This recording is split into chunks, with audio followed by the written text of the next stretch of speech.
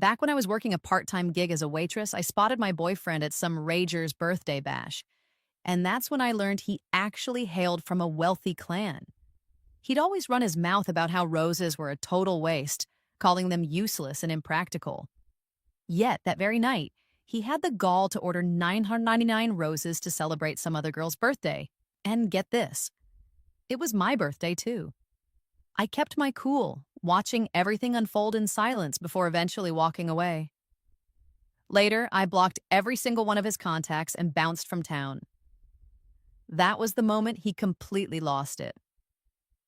I first met Darren back in college during a side hustle at a little campus cafe. The first time I laid eyes on him, he was rocking a crisp white shirt and sporting such striking features that he could have been lifted straight out of a campus-lit novel. This was the kind of guy who hustled hard, funding his own education without any handouts. As we got acquainted, we swapped numbers, hit the library for study sessions, and even snagged extra gigs together. Thanks to his killer looks, everyone on campus knew the hotshot working at that cafe, and people would literally line up just to get a peek or his number. At first, he politely declined the advances, but when it got too much, he casually pushed me forward and declared, "She's my girl." I was totally caught off guard and almost protested, but the sincere look in his eyes made me shut up and go along with it. Before long, he admitted his true feelings, and what started as a sort of pretend fling morphed into the real deal. After graduation, we pooled our resources, rented a cramped apartment, and moved in together. Darren, an orphan with no family support, and I, coming from a seriously modest background, both knew what money meant. With city expenses through the roof and us as fresh grads barely worth a dime, our weekends were swallowed up by extra jobs. Each cent saved was for our dream wedding fund. So when I landed a temporary gig paying a jaw-dropping $200 an hour, I was over the moon. But then I saw Darren, who was supposed to be logging overtime at that same banquet, and my grin froze. Always the frugal dude, Darren had ditched his usual plain look for a tailored black suit, his hair slicked back to reveal his forehead. He stood tall and cool, his proud expression radiating an untouchable aura. If it weren't for that all-too-familiar face, I might not have recognized him. Surrounded by snobby rich folks all vying for his attention, he regarded them with cold indifference, like some deity looking down on mere mortals. I was completely stunned until my coworker Tasha nudged me and whispered, "Hey, you okay?" I shook my head, eyes glued to Darren, who now seemed like a total stranger. My voice trembled as I asked, "Who is he?" Tasha leaned in and, lowering her voice, murmured, "They say he's the scion of the richest family in this city." I stared at Darren, the same boyfriend I'd spent 4 years with, the orphan I'd pitied, only to realize he was actually an heir. Instantly, I whipped out my phone and fired off a message. And Darren, who'd been lounging lazily amidst a crowd, glanced at his phone when it buzzed. A nearby voice teased, "Who's that?" After a quick glance, he nonchalantly replied, "Just spam, nothing important." Hearing that made me feel like I'd just been dumped into an icy abyss. To him, I was nothing more than insignificant. In those 4 years, I'd never even known his true story, and I suddenly felt utterly pathetic, as if every effort had been wasted. The banquet buzzed around me, yet none of it belonged to me. I stood there silently watching as an elegant woman in a stunning evening gown sat next to Darren, her proud expression and flawless makeup making her look like a straight-up princess from a fairy tale.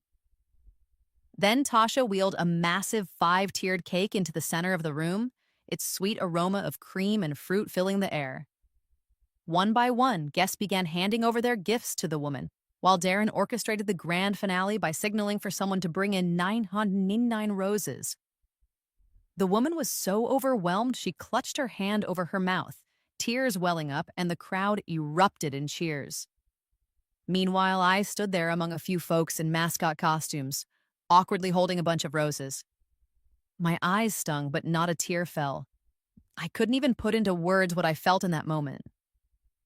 Peering out from behind my costume, I watched Darren like I was seeing him for the first time.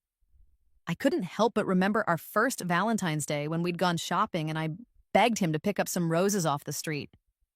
He flatly refused, insisting, "Roses don't mean love. They're just some slick marketing ploy to brainwash girls, so they're not romantic. They're a waste of money."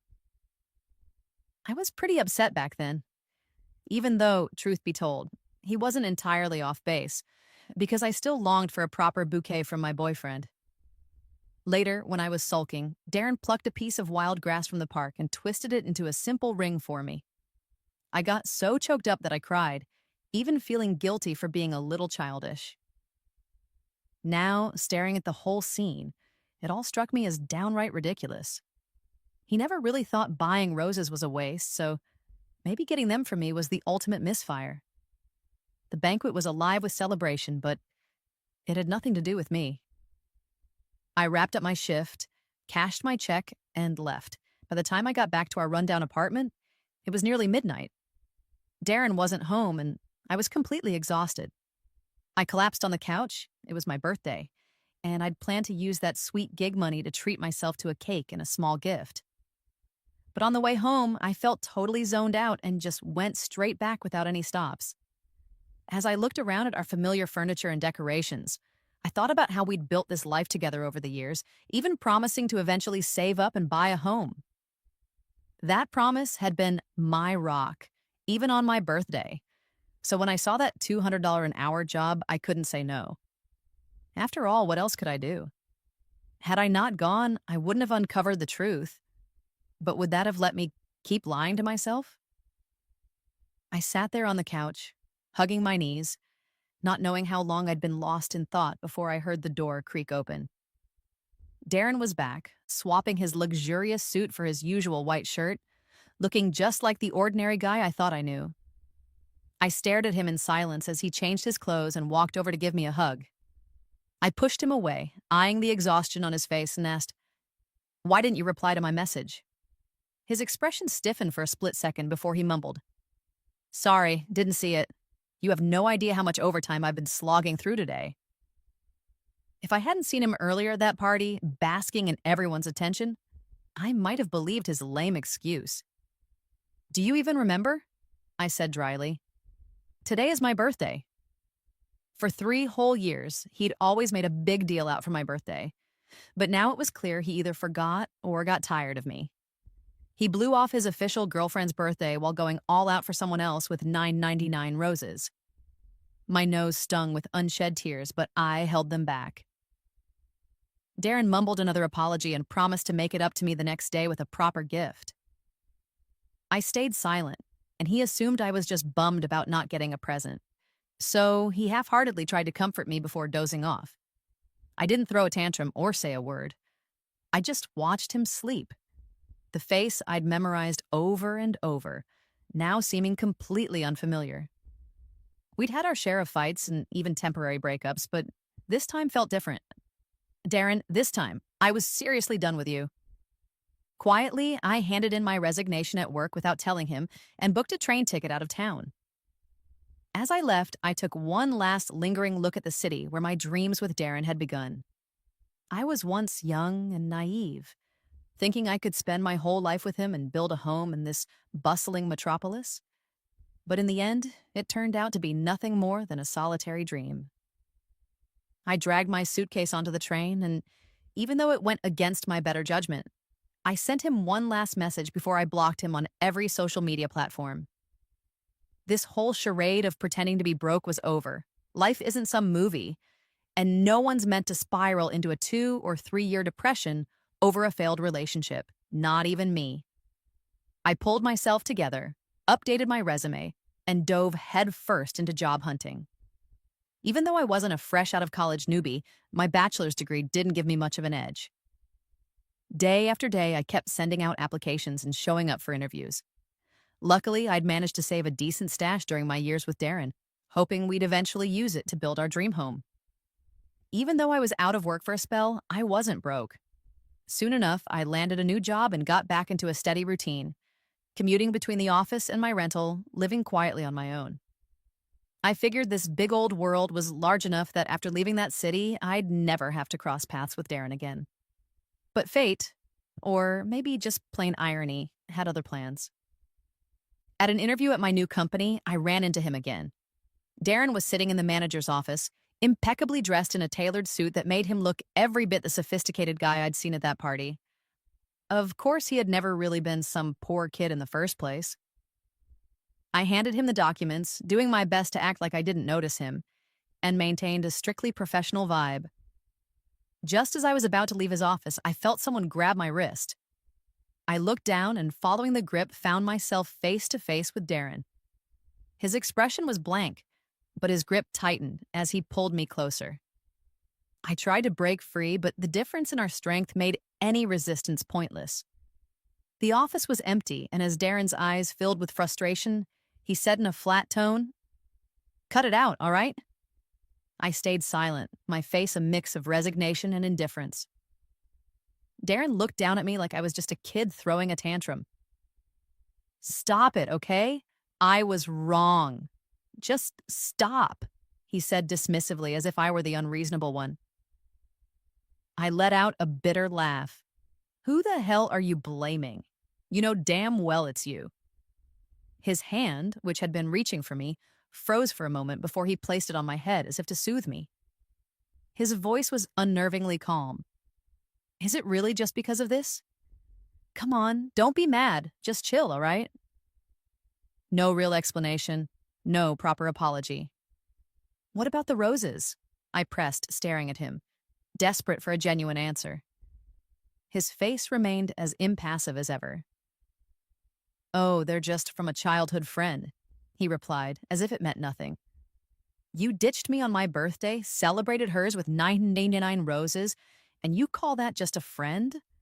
That's not what you think," he added, his tone icy and detached. My chest tightened and tears began welling up. "Do you even remember that in all our years together, you never gave me roses for my birthday or Valentine's Day?" I managed to choke out.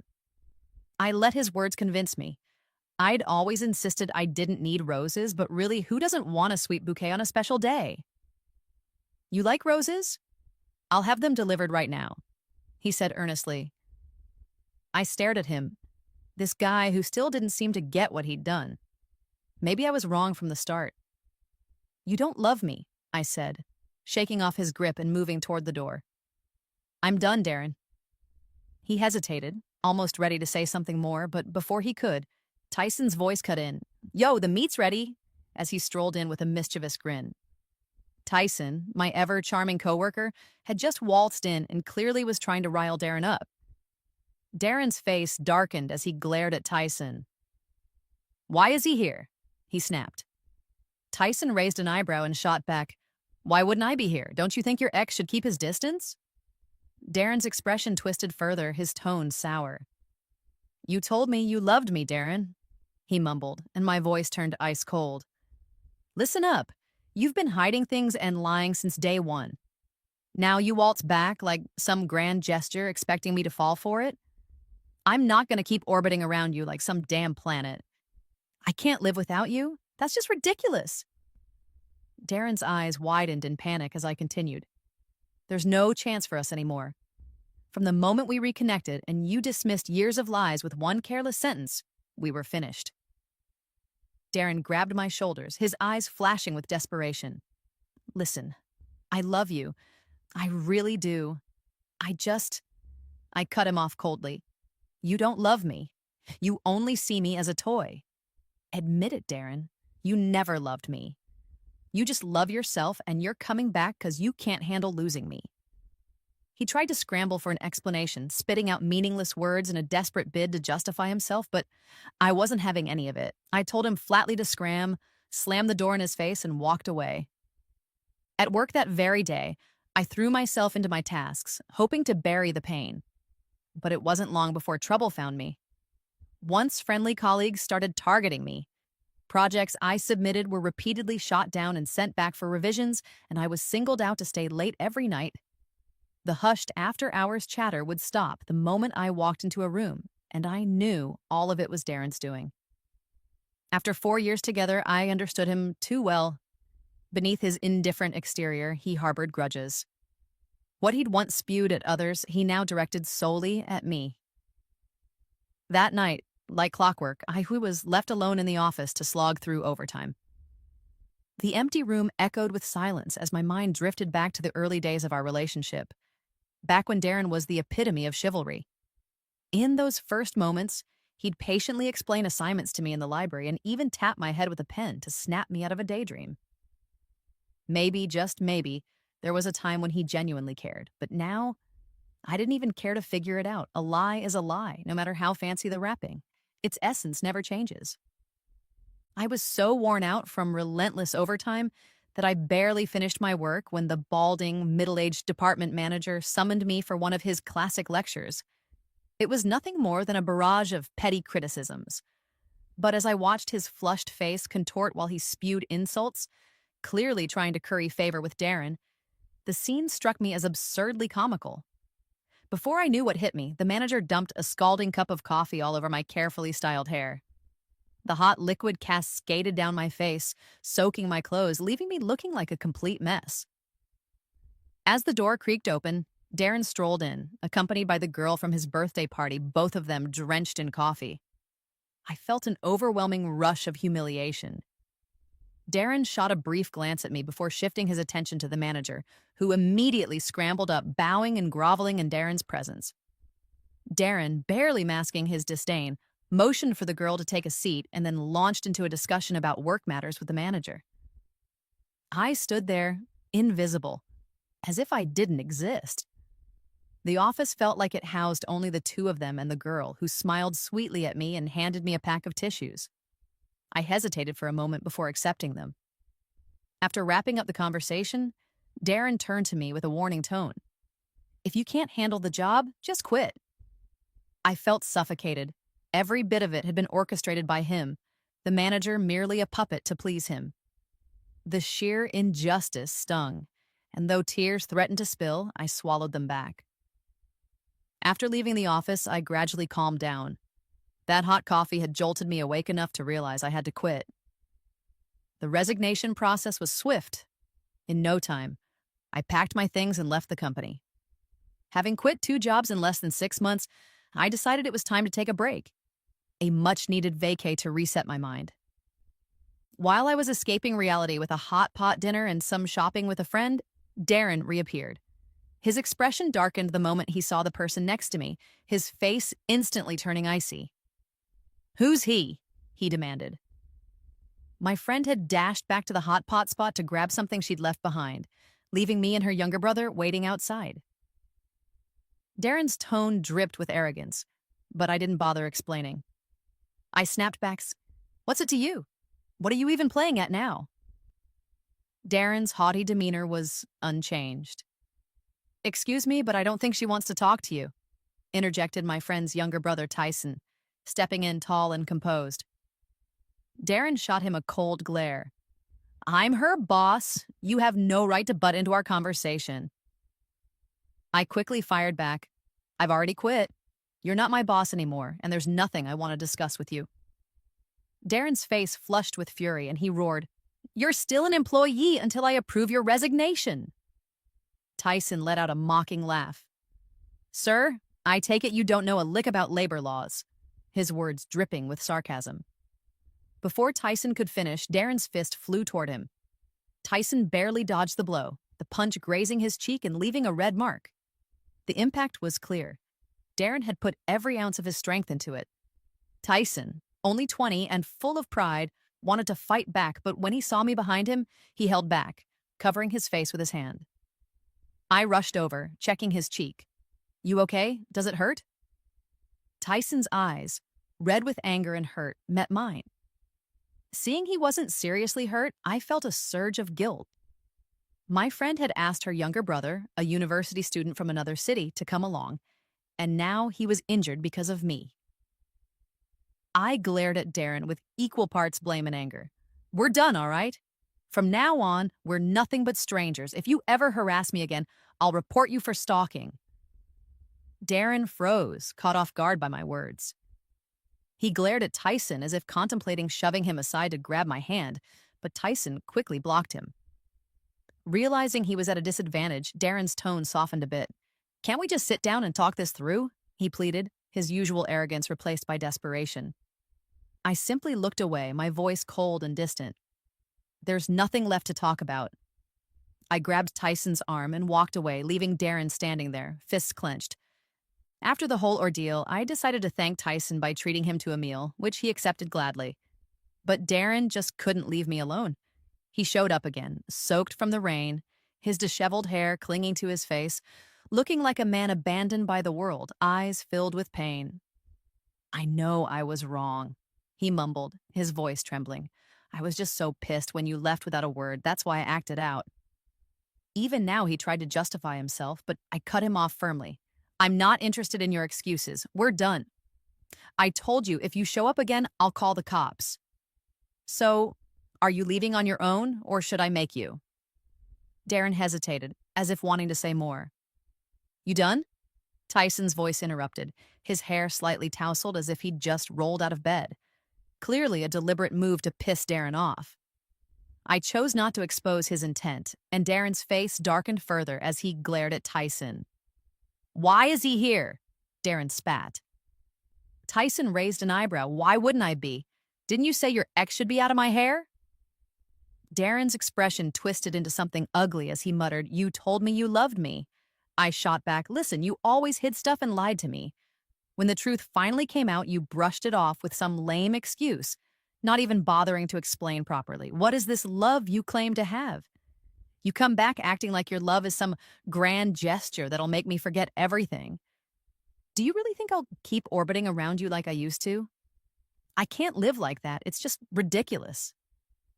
Darren, cornered by my questions, was about to defend himself, but I didn't let him finish. "From the moment we reunited, after you dismissed years of lies with one careless sentence, it was over." Darren grabbed my shoulders, eyes shining with desperation. "Listen, I love you. I really do. I just, I looked at him coldly. "You just don't love me. You only ever saw me as a toy to mess around with." "Admit it, Darren. You don't love me. You only love yourself. You're coming back now because you can't stand the thought of losing me." His words faltered as he panicked, spewing a bunch of empty justifications in a desperate bid to prove his so-called love, but I wasn't interested. I told him to scram, slammed the door in his face, and walked back inside. My longtime roommate, Megan, who'd been with me since high school and had witnessed my whole saga with Darren from our college days onward, was there waiting when I got back. "So, how'd it go?" she asked, eyes lighting up with a mix of concern and curiosity. I sat down, confused for a moment. "What do you mean? How'd it go?" "We broke up, obviously." Megan laughed incredulously. "You really broke up? You're not going to come crawling back, are you?" Her skeptical tone didn't surprise me. When I was with Darren, my whole life revolved around him, and every breakup I'd been the one begging for reconciliation. Megan used to tease me, calling me hopeless, but this time I was dead serious. Darren was finished for good. Then Megan, with a mischievous glint in her eye, dropped the bomb. "So, what about my bro Tyson?" I glanced over at Tyson, who was quietly shoveling meatballs into our hot pot, looking every bit the caring, down-to-earth guy, handsome, determined, and all that. "He's a great guy, really, but we're not a match. Besides, he's way too young for my taste," I replied firmly. Megan's expression turned cautious as she prodded further. "So what if you think about him?" I quickly cut her off. "Stop talking nonsense. Tyson's off the table." Tyson had just stepped into the kitchen, and I let out a sigh of relief as Megan dropped the topic. "What a shame, though. He's had a crush on you for ages," Megan teased, and I nearly choked on my water. "Seriously?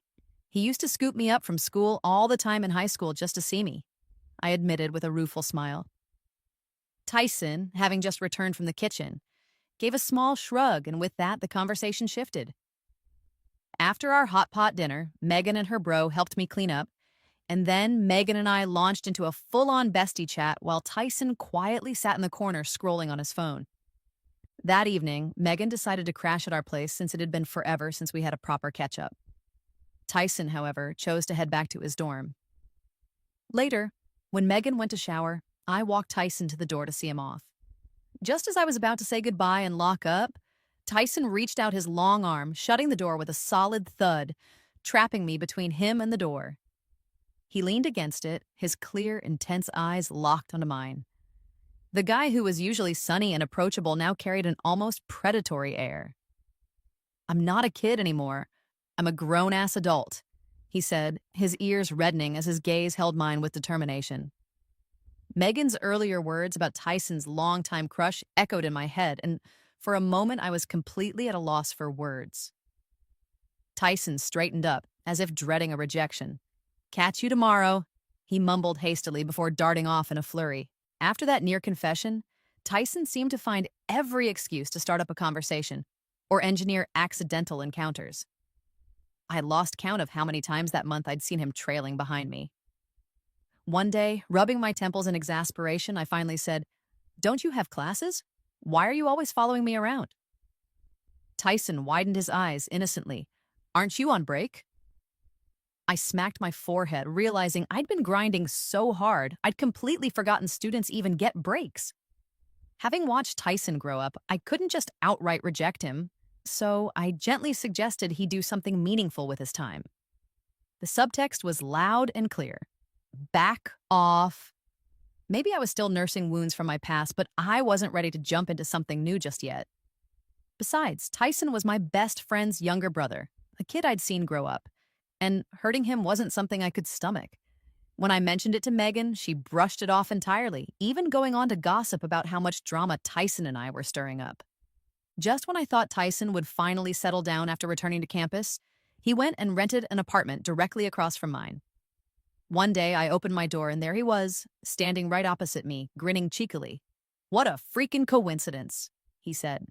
But I knew it wasn't a coincidence at all. Tyson was like an overly clingy presence I just couldn't shake. There were moments when I'd firmly tell him to back off, but like some indestructible cockroach, he'd always inch his way closer again. This endless cycle left me both frustrated and helpless.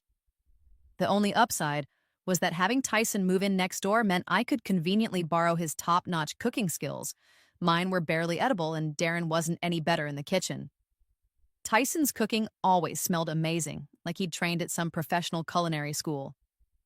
Every time that irresistible aroma wafted over from his place, my resolve crumbled and I'd end up wandering over in our odd, neighborly setup built on shared meals. Over time, Tyson and I grew closer, as the scars from my relationship with Darren began to fade. Just faint memories, really. I started sending out resumes, landed a new job, and focused on building a life on my own. Once I got back into work, Tyson made it a point to pick me up every day after work. At first, I told him not to bother, but he insisted until our relationship settled into this weird in-between stage. More than friends, but not quite lovers. Tyson never pushed for more, just being super kind and gentle, careful not to add any pressure. Then, one evening, on my way home from work, I was accosted by a drunken thug who started harassing me. Before I could react, Tyson appeared and, without hesitation, punched the guy several times until the cops had to break it up.